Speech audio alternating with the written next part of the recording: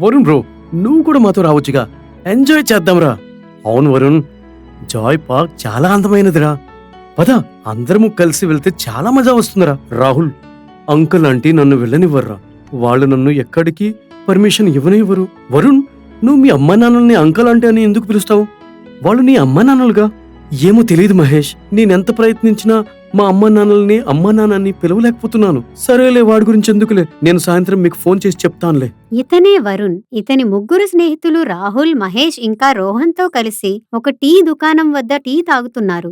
ఆ తర్వాత వరుణ్ మోహన్పూర్ పట్టణంలో అతని పెద్ద ఇంటికి వస్తాడు. అక్కడి ఇంటిలో ధనవంతులైన అతని తల్లి తండ్రి హరీష్ ఇంకా జాన్వి ఉంటారు. హరీష్ ఆ పట్టణంలో ఉండే ఒక కంపెనీలో ఉద్యోగం చేస్తున్నాడు. నాన్న వరుణ్, ఎక్కడికి వెళ్ళావు నువ్వు? నేను ఫ్రెండ్స్ తో పాటు ఉంటుంది నాన్న. వరుణ్ బాబు, నువ్వు ఎప్పటి వరకు ఇలా ఖాళీగా తిరుగుతూ నీ జీవితాన్ని గడుపుతావు? ఇప్పటికైనా మీ నాన్నగారితో కలిసి వెళ్లి కంపెనీలో ఉద్యోగం చెయ్యి. సరేలేండి, నేను పని చేస్తా. కానీ అంతకు ముందు నేను నా ఫ్రెండ్స్ తో పిక్నిక్ వెళ్ళాలనుకుంటున్నాను. రేపు నా ఫ్రెండ్స్ తో జాయ్ పార్క్ చూడడానికి వెళ్తున్నాను. జాయ్ పార్క్ చాలా దూరం నాన్న. అంకుల్, వెళ్ళడానికి వీలు కానంత దూరం అయితే కాదుగా ఆ జాయ్ పార్క్. సరే, అలాగే. నువ్వు వెళ్ళు. వచ్చిన తర్వాత కంపెనీలో పనిచేయాలి. సరే అయితే. వరుణ్ తన గదిలోకి వెళ్ళిపోతాడు. ఎందుకో గాని వరుణ్ మనల్ని అంకుల్ ఆంటీ అని ఎందుకు పిలుస్తుంటాడు? చిన్నప్పటి నుంచి మనల్ని అంకుల్ ఆంటీ అనే పిలుస్తున్నాడు. వాడికెందుకు అర్థం కావట్లేదు మనం వాడి అంకుల్ ఆంటీ కాదు, మమ్మీ డాడీ అని. వదిలేయండి. ఇప్పుడు వరుణ్ ఎలా పిలుస్తున్నాడో అలాగే పిలవనివ్వండి. వరుణ్ ఎలాంటి పని చేయడు. అతను కేవలం తన స్నేహితులతో కలిసి రోజూ తిరుగుతూ ఉంటాడు. వరుణ్ చిన్నప్పట్నుంచి ఇప్పటి వరకు తన అమ్మా నాన్నలను ఎప్పుడూ అమ్మా నాన్న అని పిలవలేదు. అతను ఎప్పుడూ వాళ్ళని అంకల్ ఆంటీ అని పిలిచేవాడు. అతను ఇలా ఎందుకు పిలుస్తున్నాడో వరుణ్కే తెలియదు. తర్వాతి రోజు సాయంత్రం వరుణ్ తన నాన్నగారి కారులో తన ముగ్గురు స్నేహితులు రాహుల్, మహేష్ ఇంకా రోహన్తో కలిసి జాయ్ పార్క్కి వెళ్తున్నాడు. జాయ్ పార్క్ పట్టణం నుండి 200 కిలోమీటర్ల దూరంలో ఉంది. రాత్రి సమయం అయింది. అప్పుడు మార్గంలో అకస్మాత్తుగా వరుణ్ కార్ ఆగిపోయింది. ఏమైంది వరుణ్, నువ్వు కార్ని ఎందుకు ఆపేశావు? నాకు తెలీదు, కార్ హఠాత్తుగా ఆగిపోయింది. నేను చెక్ చేసి చూస్తా. వరుణ్ కారు నుంచి బయటకు వస్తాడు. అయితే బయట కటిక చీకటి, ఇంకా చాలా చాలా దూరం వరకు అంతా ఖాళీ స్థలమే ఉంది. ఇక్కడ ఎంత చీకటిగా ఉంది. వరుణ్ మొబైల్ టార్చ్ ఆన్ చేసి కారుకి ముందు వైపుకు వస్తాడు. ఇంకా కారుని చెక్ చేస్తాడు. ఏమైందో ఏమీ అర్థం కావట్లేదు. ఇక్కడ మెకానిక్ కూడా కనిపించట్లేదు. ఇక్కడ దగ్గరలో అసలు ఏమీ కనిపించట్లేదే. వరుణ్ తన స్నేహితుల వద్దకు వస్తాడు. రాహుల్, రోహన్, బయటికి రండి. మనం మెకానిక్ ని వెతకడానికి వెళ్లాల్సిందే. నాకు అనిపిస్తుంది కారులో చాలా పెద్ద ప్రాబ్లం వచ్చిందని. వరుణ్, మేం బాగా అలసిపోయాము, నువ్వే వెళ్ళి తీసుకురావచ్చుగా. ముగ్గురు అలసిపోవటం వలన కారు నుంచి బయటకు రారు. ఇప్పుడెక్కడికి వెళ్ళాలి మెకానిక్ కోసం? అప్పుడే వరుణ్ కి దూరంగా ఎదురుగా ఒక చిన్న వెలుతురు కనిపిస్తుంది. ఇక్కడ ఎవరో ఉన్నట్లు అనిపిస్తుంది. వరుణ్ ఆ వెలుగుకి దగ్గరగా వస్తాడు. అక్కడ ఒక చిన్న ఇల్లు ఉంది. అక్కడ బయట ఒక చిన్న దీపం వెలుగుతుంది. ఇదైతే ఇల్లు. ఎవరున్నారా? హలో, ఎవరైనా ఉన్నారా? వరుణ్ చాలా సేపటి వరకు అక్కడే నిలబడి పిలుస్తూ ఉంటాడు. కానీ లోపల నుంచి ఎవ్వరూ బయటకు రారు. అప్పుడు వరుణ్ ఆ ఇంటి లోపలికి వెళ్తాడు. అయితే ఆ ఇంటి లోపల ఎవ్వరూ ఉండరు. కేవలం ఒక మంచం ఉంది. ఇంకా అక్కడ తింటూ వదిలేసిన ఎంగిలి కంచాలు పడి ఉన్నాయి. నాకనిపిస్తుంది ఈ ఇంట్లో వాళ్ళు బయటికి వెళ్లారేమోనని. నేనిక్కడే వాళ్ల కోసం వెయిట్ చేస్తాను. వరుణ్ ఆ మంచంపై కూర్చుంటాడు. ఇంకా కొంతసేపటి తర్వాత దానిపైనే పడుకుంటాడు. అతను పడుకోగానే నిద్రపోతాడు. ఎప్పుడైతే అతను కళ్ళు తెరుస్తాడో కళ్ళ ఎదురుగానే నీలి ఆకాశం కనపడుతుంది. నేనెక్కడున్నాను? వరుణ్ లేచి చూస్తాడు. అప్పుడు అతను ఒక విచిత్రమైన గ్రామంలో ఉంటాడు. అక్కడ ఇల్లు, చెట్లు, ప్రతి వస్తువు తలక్రిందులుగా ఉంటాయి. ఇది చూడగానే వరుణ్ కి మతిపోతుంది. అసలు ఇదేంటి? ఇక్కడ అన్ని వస్తువులు తలక్రిందులుగా ఉన్నాయేంటి? ఇంకా నేను ఇక్కడికి ఎలా వచ్చాను? నేను ఒక గుడిసెలో ఉంటునుగా. ఇంకా నా ఫ్రెండ్స్ అందరు ఎక్కడున్నారు? ఈ వింతని చూసి వరుణ్ కి ఏమీ అర్థం కాదు. అప్పుడు అతను ఆ గ్రామం లోపలికి వెళ్తాడు. ఇంకా అక్కడున్న తలక్రిందులుగా ఉన్న చెట్లను ఇంకా ఇళ్లను చూస్తాడు. ఈ వస్తువులని తలక్రిందులుగా ఉన్నట్లయితే నేలపైన ఎలా నిలవగలిగాయి? ఇది ఎలాంటి ఊరు? అప్పుడు వరుణ్ చూస్తాడు. అక్కడ మనుషులు కూడా వెనుక వైపుకు నడుస్తూ ఉంటారు. ఇంకా అక్కడి వాహనాలు కూడా వెనుక వైపుకు నడుపుతూ ఉంటారు. ఇదేంటి, ఈ బళ్ళు మనుషులు ఇలా వెనక వైపు ఎలా నడుస్తున్నారు? అప్పుడు వరుణ్ అక్కడున్న ఒక వ్యక్తి దగ్గరకు వెళ్తాడు. ఎవరైతే వెనుక వైపుకు నడుస్తూ ఉన్నారో. అన్నయ్య, ఇది ఏ ఊరు?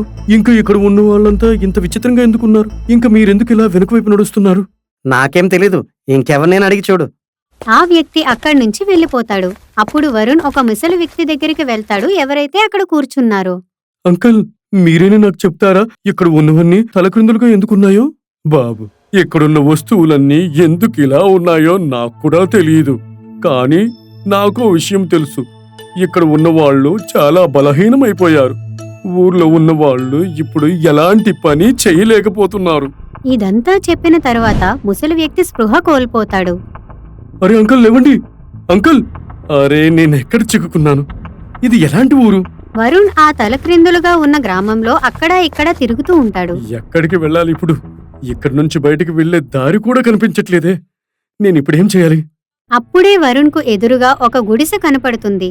అప్పుడు వరుణ్ ఆ గుడిసె లోపలికి వెళ్తాడు. అక్కడ ఒక భార్యాభర్తలు కూర్చుని ఉంటారు. నమస్తే అండి, నా పేరు వరుణ్ అండి. మీరు నాకు చెప్పగలరా ఈ ఊరంతా ఇలా తలక్రిందులుగా ఎందుకుందో? బాబు, నా పేరు హరిబాబు. ఇంకా ఈవిడ నా భార్య ఉర్మిళ. ఈ ఊరు నా వల్లనే ఈ విధంగా మారిపోయింది. ఇంకా ఊరు వాళ్ళంతా నా వల్లనే బలహీనమైపోయారు కూడా. మీ వలన? అలా ఎందుకని? మా ఈ ఊరు కూడా చాలా చాలా మంచిది. ఇంకా ఈ ఊరు వాళ్ళు కూడా చాలా మంచి వాళ్ళు కూడా. కానీ ఒకరోజు ఏం జరిగిందంటే, నేను నా సంవత్సరపు బాబుని తీసుకొని ఇక్కడి నుంచి వెళ్తుండగా ఈ ఊరు వాళ్ళు నన్ను దొంగగా భావించి నా వెనక నన్ను కొట్టడానికి వచ్చారు. అప్పుడు నేను పరిగెడుతూ ఓ చోటు పడిపోయాను. నా బాబు నా చేతి నుంచి జారి దగ్గరలో పారుతున్న ఈటిలో పడిపోయాడు. అప్పుడు నేను కోపంతో వీళ్ళని శపించేశాను. ఇంకా నా శాపం కారణంగానే ఈ ఊరంతా ఇలా అయిపోయింది. ఇంకా ఇక్కడ వాళ్ళంతా బలహీనమైపోయారు. ఇదంతా వినగానే వరుణ్కి మతిపోతుంది. ఏంటి? అయితే మరి మీ అబ్బాయి దొరికాడా లేదా? లేదు, మా బాబు తెలియదు నదిలో పడి ఎక్కడికి వెళ్ళిపోయాడు. మా బాబుకి కుడివైపు ఉన్న మోకాలిపై ఒక నల్లటి మచ్చ ఉంటుంది. ఒకవేళ మా బాబు బ్రతికి ఉంటే అప్పుడు మేము ఆ మచ్చని చూసి గుర్తుపడతాము. మోకాళ్ల మీద నాకు కూడా నల్లని మచ్చుంది. అలాంటి మచ్చ మా అబ్బాయి కాళ్లపైన ఉండేది. అయితే నువ్వు మా అబ్బాయి అన్నమాట. అయితే మీరు నా తల్లిదండ్రులు అన్నమాట. హరియా ఇంకా ఊర్మిళ వరుణ్ణి కౌగిలించుకొని చాలా ఏడుస్తారు. చూసావా ఊర్మిళ, మన అబ్బాయి వచ్చేసాడు మన అబ్బాయి. ఎంత ఎదిగిపోయాడు మన అబ్బాయి. నువ్విన్ని రోజులు ఎక్కడున్నావు బాబు? అప్పుడు వరుణ్ హరియా ఇంకా ఊర్మిళకు తను గడిపిన జీవితం గురించి మొత్తం పూర్తిగా వివరిస్తాడు. అంటే అర్థం వాళ్ళు నా తల్లిదండ్రులు కారన్నమాట. అందుకే నేను ఎప్పుడు వాళ్ళని అంకుల్ ఆంటీ అనే పిలిచేవాడిని. నాన్న, ఈ ఊరు ఎలా బాగుపడుతుంది? ఇంకా మీరంతా మొదట్లో ఎలా అవుతారు? బాబు, నాకు కూడా తెలియదు దీనికోసం. ఈ ఊరు వాళ్ళని కావాలనుకుంటే వీటిని విరిపి మళ్ళీ కొత్త ఊరిని నిర్మించగలరు. కానీ ఇక్కడ వాళ్లలో బలమే లేదు. ఇక్కడ వాళ్ళు ఏ పని కూడా చేయలేకపోతున్నారు. ఏదో ఒక దారి ఉంటుంది కదా నాన్న ఈ ఊరిని మార్చడానికి. అప్పుడు వరుణ్ ఆ గ్రామంలో తిరుగుతూ ఉంటాడు. ఆ గ్రామాన్ని బాగు చేసే దారిని వెతుకుతూ ఉంటాడు. అప్పుడు అతను ఒక బాబా దగ్గరకు వెళ్తాడు. ఇంకా వాళ్ళ తల్లిదండ్రులకు జరిగిన దాన్ని మొత్తం వివరిస్తాడు. బాబా, ఇప్పుడు మీరే చెప్పండి, ఈ ఊరిని నేను ఎలా మార్చగలను? చూడు బాబు, మీ నాన్నగారు నీ కోసమే ఈ ఊరిని శపించేశారు. ఇప్పుడు ఈ ఊరిని, ఇక్కడ మనుషుల్ని మార్చడానికి ఒకే ఒక్క ఉపాయం ఉంది. నువ్వు నీ శరీరం నుంచి ఒక్కొక్క రక్తపు చుక్క ఈ ఊళ్ళో ఉన్న వాళ్ళ ఒంట్లో వెయ్యాలి. ఎలా అయితే ఈ రక్తపు చుక్కలు ఈ ఊళ్ళో ఉన్న వాళ్ళ శరీరంలో చేరుతాయో, ఇక్కడ ఉన్న వాళ్ళంతా మొదట్లా మళ్ళీ బలవంతులుగా అయిపోతారు. ఇది వినగానే వరుణ్కి మతిపోయినట్లవుతుంది. ఈ ఊళ్ళో వేల మంది ఉన్నారు. ఒకవేళ అందరికీ ఒక్కొక్క చుక్క రక్తపు చుక్కని ఇచ్చినట్లయితే మరి నా ఒంట్లో రక్తమే మిగలదు. ఇంకా నేను ప్రాణాలతో ఉండను కూడా.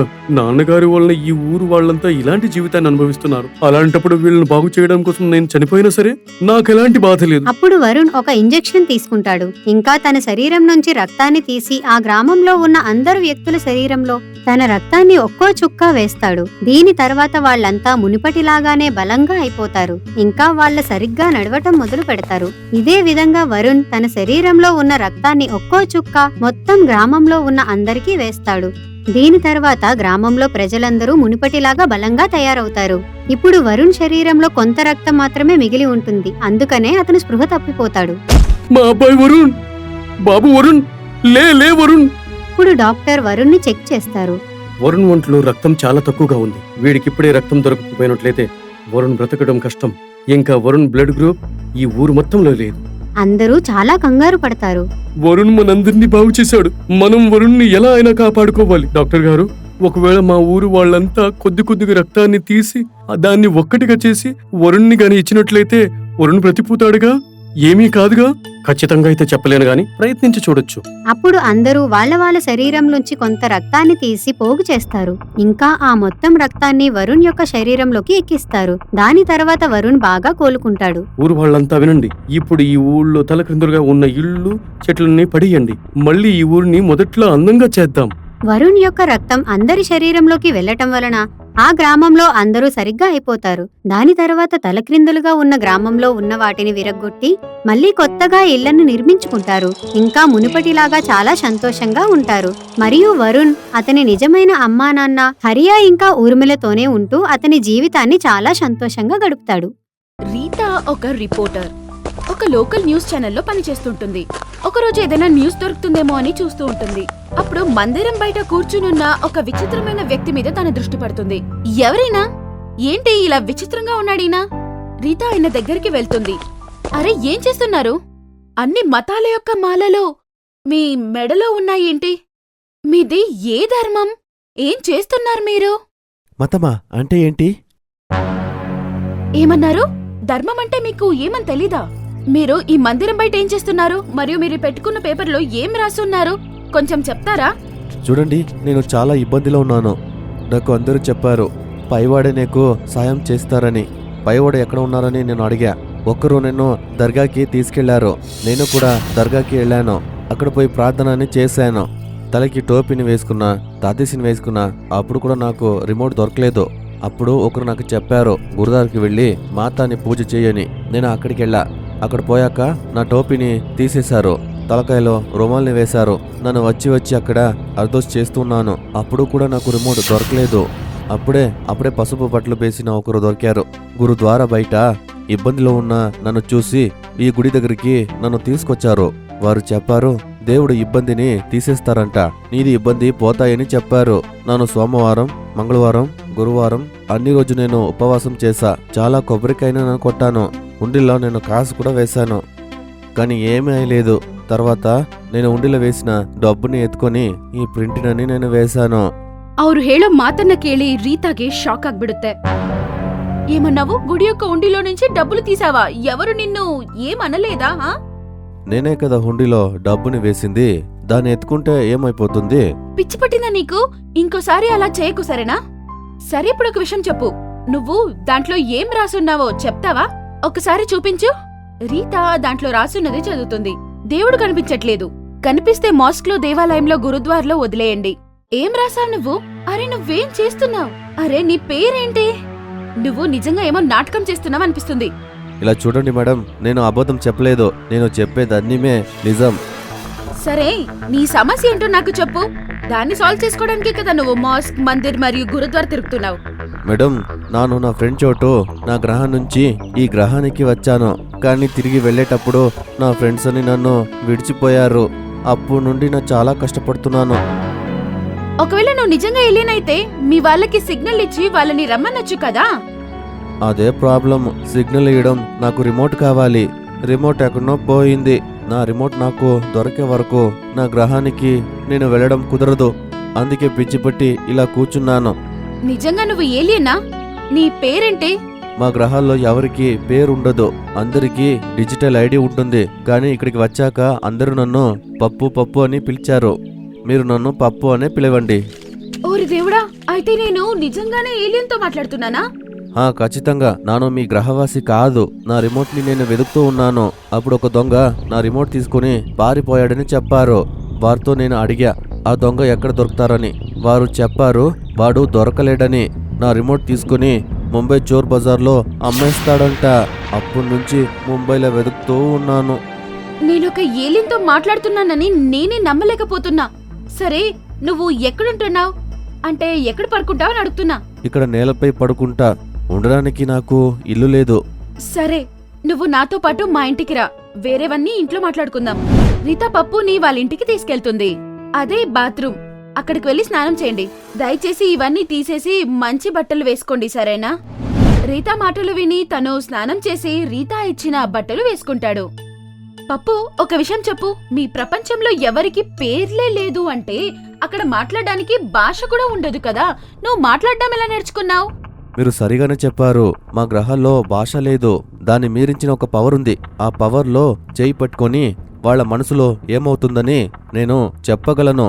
నా రిమోట్ పోయాక ఒకరి చెయ్యిని నేను పట్టుకుంటూ వాళ్ళ భాషని నేను నాతో ట్రాన్స్ఫర్ చేసుకున్నా. అప్పటి నుంచి నేను కూడా మీలాగా మాట్లాడుతూ ఉన్నాను. అరే వా, నిజం చెప్తున్నావా? ఒకరు చేయి పట్టుకుని వాళ్ళ మనసులో ఏముందో చెప్తావా? ఖచ్చితంగా. ఇవ్వు, నీ చెయ్యి ఇవ్వు. నీ చెయ్యి పట్టుకుని నీ మనసులో ఏమైతుందని నేను సరిగా చెప్పగలను. పప్పు కళ్ళు మూసుకుంటాడు. రీతా చేయి పట్టుకుని కాసేపు కూర్చుంటాడు. కాసేపు అయ్యాక, పీటర్ ఎవరు? నీకు పీటర్ ఎలా తెలుసు? నా చెప్పాను కదా, చేయి పట్టుకుని అన్ని చెప్తానని. పీటర్ ఒక మోసగాడు. దయచేసి ఆ పీటర్ గురించి నా దగ్గర మాట్లాడుకు.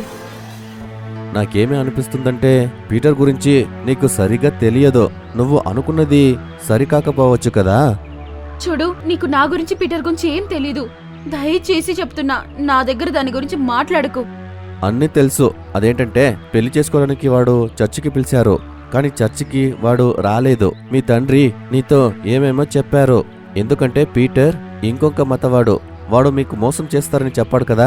అందుకే ఎప్పుడు పీటర్ సరైన సమయానికి చర్చికి రాలేదని వాడు నిన్ను మోసం చేశాడని నువ్వు అనుకున్నావు. నిజం తెలియక అమెరికా నుంచి నువ్వు ఇక్కడ వచ్చేసావు. అది నిజం కాదు. పీటర్కి యాక్సిడెంట్ అయ్యింది.